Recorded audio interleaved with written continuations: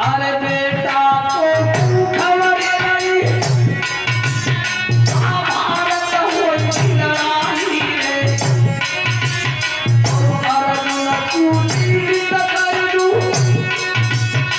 ये दुनिया में तेरे दुआई रे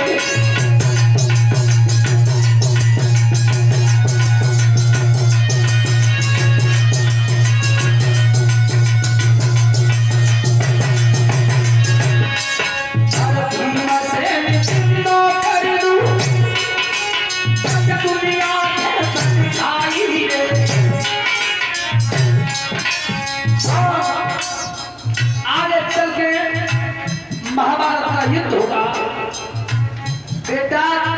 ये अर्जुन विश्व विजेता बनने के लिए जा रहा है। संसार के राजा इसके अधीन हो जाएंगे। अर्जुन जीवित करवा ले। अगर चौथा बार राज्य का तू सम्राट बनना चाहता है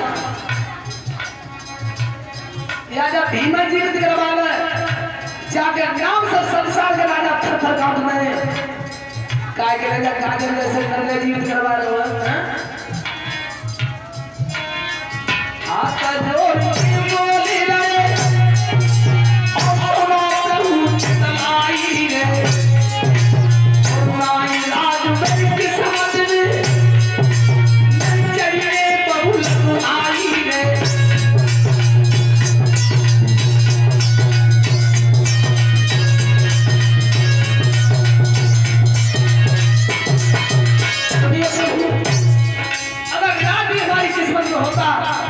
तो जंगल में सारा शाम से पकड़ता है।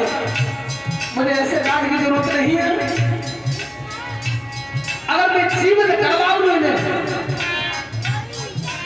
अरे भीमा जीवन करके दुनिया में चले बुराई और पूरा साथ जिंदा मारी दुनिया के भलाई मैया लला रही और सुनो प्रभु तलाई रे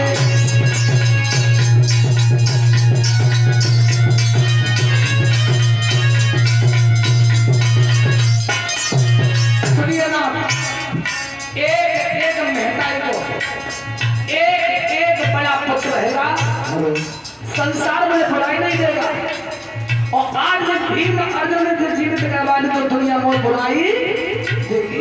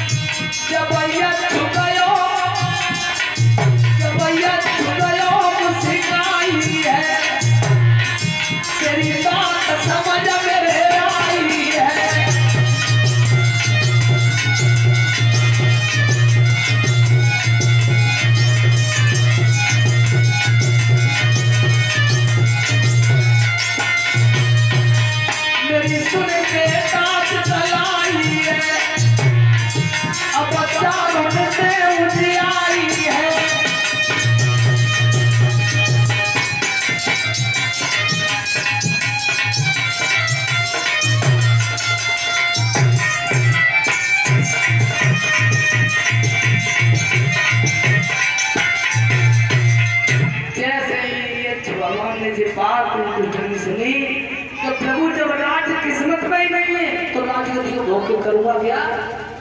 राज किस्मत में होता तो बरबर मारे मारे लेंगे तो तोड़ रहे होते। मेरे एक भाई को जीवित कर दो जो माधुरी का पुत्र है, जो मेरी छोटी धर्म की माँ है, उस बालक का नाम है नकुल। उसी समय मन मगन होकर के यक्ष भगवान ने कहा, बेटा एक भैया की तो बात ही अलग है, अब मैं तेरे चारों भाइयों को जीवित करना हूं। क्यों? कि बेटा तूने धर्म का साथ नहीं छोड़ा। हाथ में गंगा जल लेकर के संयमनी मंत्र का उच्चार करते यक्ष भगवान ने चारों पांडवों को जीवित किया है। उसी समय होटल में हंसी आए गई। धर्मराज युधिष्ठिर ने कहा, प्रभु तुमने मुझे अपना परिचय नहीं दिया, तुमने मुझे अपना परिचय नहीं दिया कि आप कौन हो। तो यक्ष भगवान कहते हैं क्या?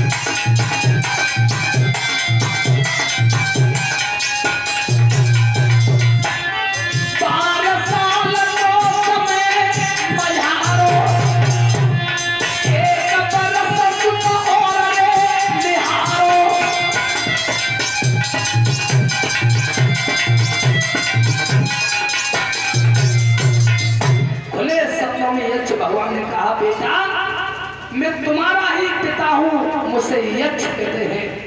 बेटा कोई हिरण और ना हो, मेरे लाल मैंने ही हिरण का रूप धारण किया था।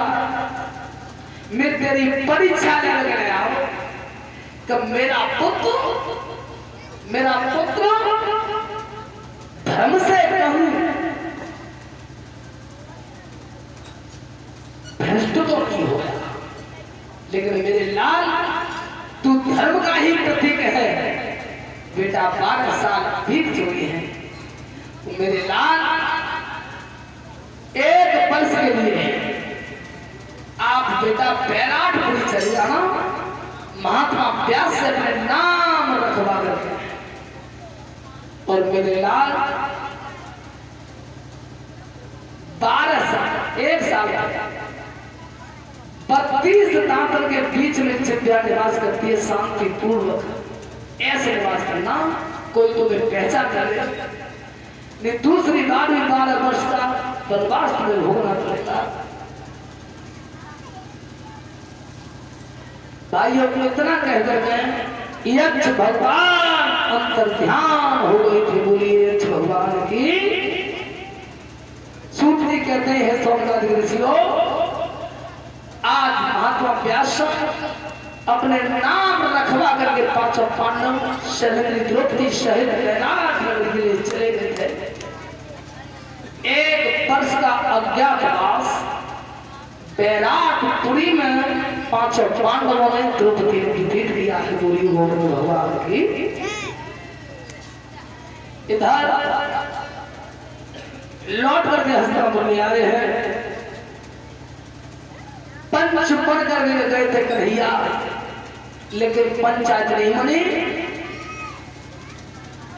जान गए थे कि युद्ध की नींव जम चुकी है। तो भाइयों ध्यान रखना, कौरव पांडवों के मध्य 18 दिन युद्ध हुआ था। 18 दिन दुर्योधन मैदान को छोड़ के चला गया।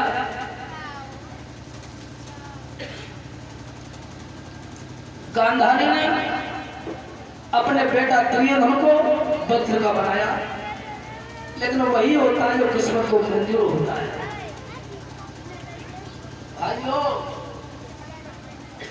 इधर कनिका माना तो ऐसी बीमारी पड़ी है, 1 महीना से ज्यादा समय हो। बते 5 मिनट बाद आरती कराएंगे, बगैर प्रसाद कोई बंद नहीं हो।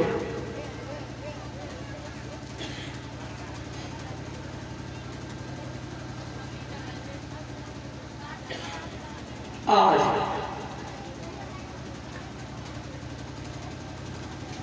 जंगा का चीजें नहीं थी।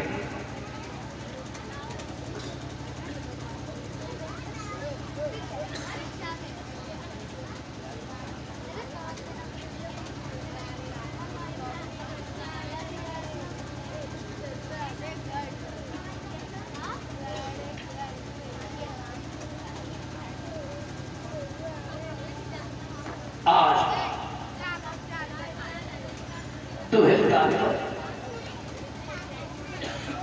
दुर्योधन छुप गया था। दुर्योधन की चर्चा को भंग किया है भीमसेन ने। जंगा भंग हुई, पृथ्वी पर धराशायी हो गया था। बोली गोविंद अश्वत्थामा कृपाचार्य कृतवर्मा घूम रहे थे। अश्वत्थामा ने कहा कि बड़ा दुर्योधन जब चोले चुना छोड़ दे तो तुम इतना कष्ट सहन कर रहे हो, खून बह रहा है। दुर्योधन ने कहा गुरुपुत्र अश्वत्थामा, ऐसे मेरा प्राण नहीं छूटेगा, या तो मेरे सुख हो या दुख हो। अश्वत्थामा ने कहा तुम्हारी कोई अंतिम इच्छा है? हाँ। इन 5 पांडवों के शीश ला के काट के वो एक बात है। भाइयों वचन देकर के अश्वत्थामा चला गया। 5 पांडवों के शीश तक मिल सके। सबसे पहले धृष्टद्युम्न का शीश काटा, जो द्रौपदी का भाई था, अपने पिता का प्रतिशोध पूरा किया। 5 पांडवों के पुत्र बड़े हैं, एक जैसे चेहरा दिखाई दे रहे थे। 5 पांडवों से मिलते हुए तांती पीस के तलवार चला दी थी। 5 मूड इकट्ठे करके धरे झोली में आए। भाई ध्यान रखना, दूर के मूड दिखाने लगा, ले दुर्योधन चेहरे शीश। दुर्योधन ने कहा गुरुपुत्र वो दिखाई नहीं दे रहा है, बहुत जल्दी मेरे पास आ। और मूड की पहचान करी, एक एक आंसू मुझे 9 आंसू डालने लगा दुर्योधन। अरे अश्वत्थामा जी तेरे कहा करो, जलता हुआ दीपक तेरे मेरे वंश का ही बैठ दिया। दुखी हो गया था दुर्योधन, उसी समय अपने प्राण को छोड़ दिया था। बोली गोविंद भगवान की। इस प्रकार से दुर्योधन के प्राण छूट गए थे। उधर सुबह हुआ, द्रौपदी ने कड़ किन्नर किया। अश्वत्थामा प्यास को भी बचा करके छुप गया था। भगवान कन्हैया 5 पांडव चले हैं। जब जान लिया था अश्वत्थामा ने मेरे प्राण नहीं बचेंगे, ब्रह्म शक्ति को रखा, उतरते ब्रह्मास्त्र अर्जुन ने उठाया। दोनों की तरफ से शक्ति चल गई थी। ऐसा प्रतीत होता था मानो अब महाप्रलय होने वाली है। गड़बड़ियों को गर्भ करने लगे।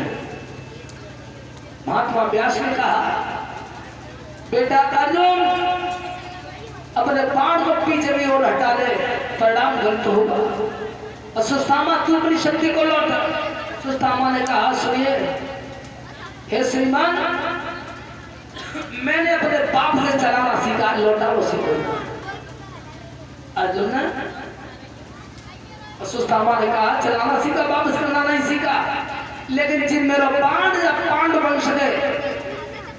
पांडु वंश पर कहीं न कहीं घात लगा के बैठा है। भगवान कन्हैया ने जान लिया कि मैंने वचन दिया था उत्तरा को तेरे पुत्र होगा, इस काया को मत देना, मेरा वचन मिट जाएगा, क्या हो जाएगा। उसी समय एक काया भगवान की पांडवों के पास खड़ी है व्यास कुटी पे। उधर उत्तरा के पीड़ा हुई, दर्द हुआ है, गाय की तरह से दबाने लगी। भगवान ने छोटा रूप धारण करके उस कर्म में जाकर उस बालक की रक्षा की है। बोलिए कृष्ण भगवान की। हे स्वर्गाधिवासियों, उधर महात्मा व्यास ने अपने योग बंध से आकाश मार्ग में जाकर के दोनों ब्रह्मास्त्र को शांत किया है। बोलिए संत समाज की।